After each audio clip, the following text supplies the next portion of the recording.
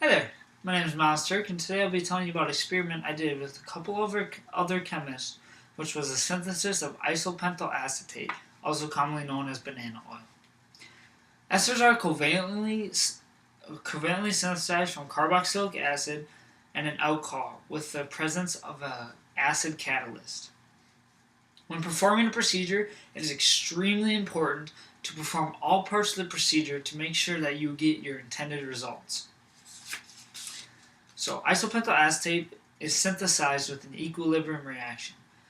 And the parts of this reaction include acetic acid and isopentyl alcohol with H2SO4 as our catalyst. And how we synthesized this was with a microwave reactor. And then after our sample was in the microwave reactor, we ran it through an HNMR to confirm that we indeed produced isopentyl acetate. Alright, so what a microwave reactor does is it heats the core of our sample up from inside to out, which is very efficient and helps save time when heating up a sample. And how it does this is you place your sample in the microwave reactor. And then the microwave reactor is hooked up to a computer, and this computer sets the microwave reactors to first a specific temperature, and then how long you want your sample to be heated up at that temperature. And then once the time has passed at that heating up at that temperature, your sample is then cooled to a temperature of your choosing with an air compressor, and then once it reaches that temperature, it removes your sample and places it in the bin. And then why we use HNMR to determine that isopentyl acetate was produced is because HNMR helps tell us a little bit about the hydrogens on the molecule. And since we know the structure of the molecule, it is easy to determine that our isopentyl acetate was produced because we can predict the HNMR graph. And what HNMR tells us is, first off, the different hydrogens, which is how many peaks the graph has.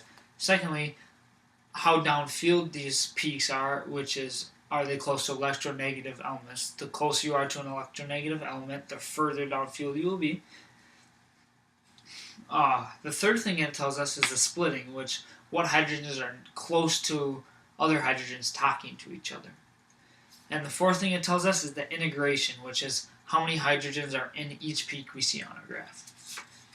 So what we actually did was we took 4 milliliters of acetic acid, 2.8 milliliters of isopentyl alcohol, 20 drops of sulfuric acid, which we use as our catalyst, as I mentioned before, and 2 grams of silica beads, which were used to remove the water from our sample.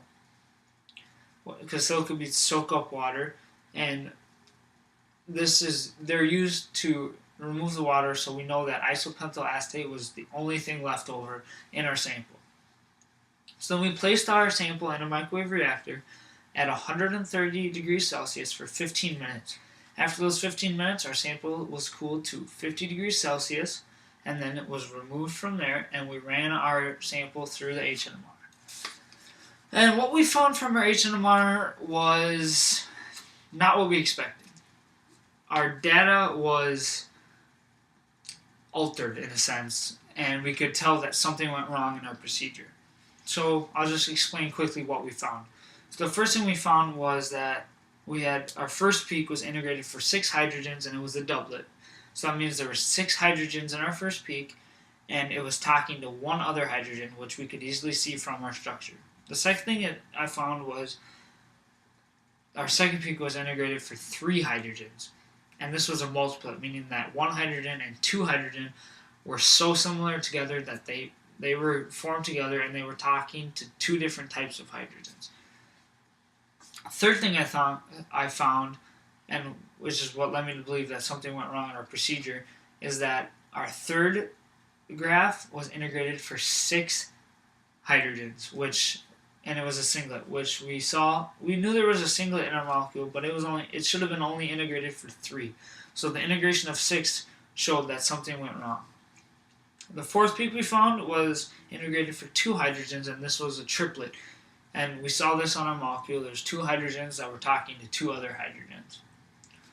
And the fifth thing we found was an integration of one hydrogen and was very downfield, shifted at about 8 ppm, which is just a frequency of how hydrogens are seen as they move back into the magnetic field in the H NMR. And this led me to believe that there was an OH group in our sample. And this led me to believe that something didn't get removed from our sample. There was something left over. And we determined that acetic acid was indeed left in our sample. So we went back and we looked at our procedure to see if what could have went wrong, what we could have done different, and we found that we missed a step. We should have washed our sample with 10% sodium bicarbonate solution, which would neutralize the acetic acid, essentially making it water, and would have been soaked up by the silica beads, leaving only the isopentyl acetate. So we did find that we produced isopentyl acetate, but we missed a step in neutralizing the acetic acid, which is why we found it left over in our solution.